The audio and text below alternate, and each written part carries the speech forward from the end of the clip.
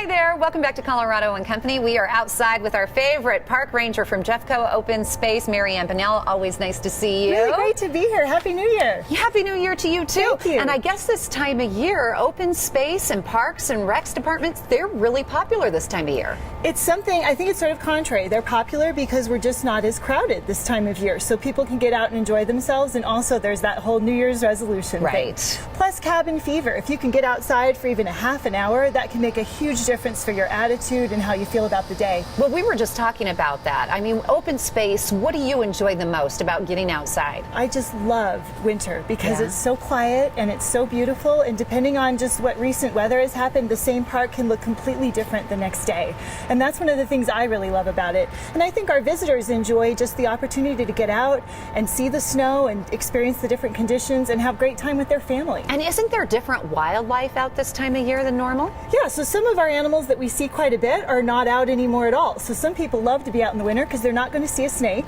Yes. Our bears are sleeping, but we do see some different animals. So one of the things that's fun about being out in the wintertime is even if you don't see the animals, you can often see the cool tracks that they've left behind. Right. So you may not have seen that coyote, but you might see that it walked down the trail before you that morning, which is just kind of a cool feeling overall. Sometimes we forget that this is the wildlife's home. We're the visitors. We're the visitors, right. And we build these trails. These animals aren't silly. They want to save energy, so they actually, many of them will use our trail system during the night. And so when you're the first one on trail, you get to see all that fun activity. Very cool. Let's talk about supplies and necessities that we need to bring along the way. Now, I know water is at the top of the list, but also sunscreen. Most people are thinking, it's not summer, why do I need sunscreen? Right, so those are two things that kind of escape people in the wintertime. They don't think, you know, it's cooler, maybe I don't need water, but actually when you're out being active any time of year, you're going to want to rehydrate.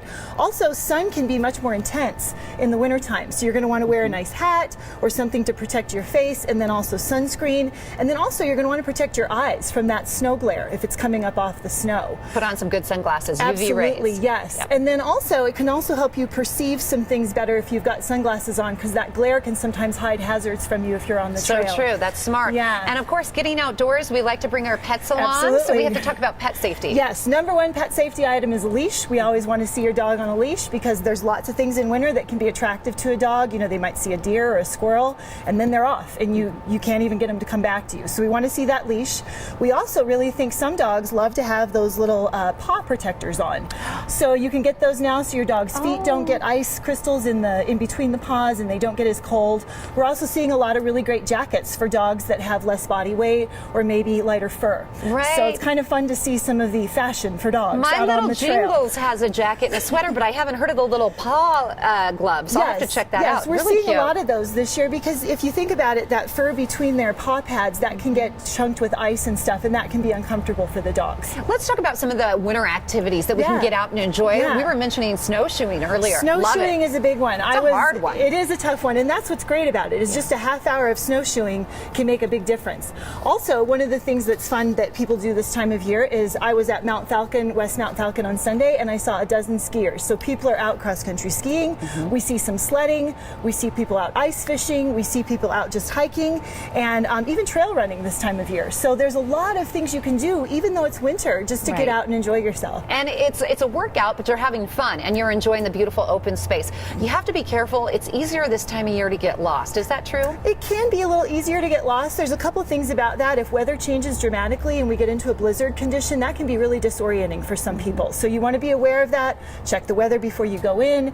You want to be thinking about changing weather if it's coming. Also, I think one of the things that's fun about winter, though, is you've always got your tracks to follow back. So it isn't quite that it's always easier to get lost in the winter. Let's go back to snowshoeing and talking about getting lost. What type of day, what time of day should we get out and start our snowshoeing?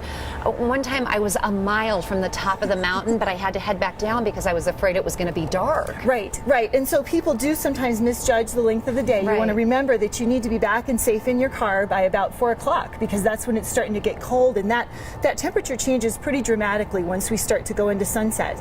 The other thing to think about too with snowshoeing is if you want to see those fresh animal tracks and see who's been on the trail, it's kind of fun to be first on the trail. So depending on your style, you know, some families like to get there right at the beginning of the day and other families like to get there when it's a little warmer.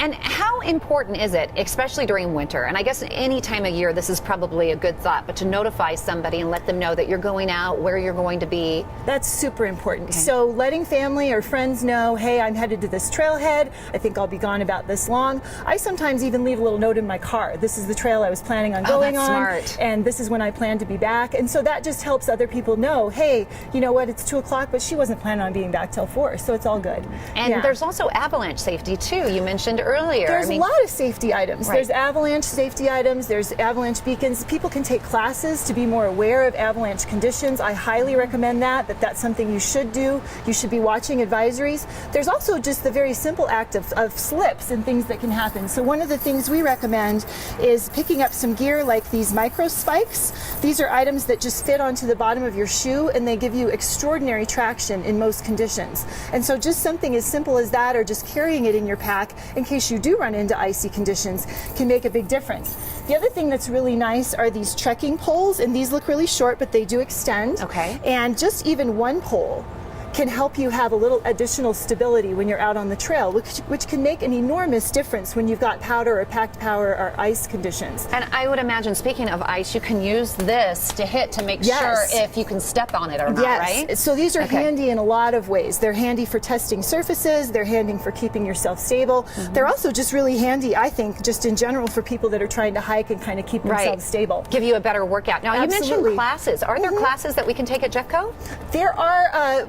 Through some of the recreation centers in Jefferson County, they offer some classes on winter sports, and also I think the Colorado Mountain Club would be offering some classes, and also you can just kind of check at your local REI store for classes. So there's a lot of different places that offer winter fun classes. Okay, great. Yeah. You always make this fun. Thank you so much. Thank you so much for inviting me. We'll have to go snowshoeing together. Yes, we'll see you out on the trail. See if I can keep up with this woman. All right, you can follow Mary Ann Bonnell. Definitely do it online at jeffco.us/parks.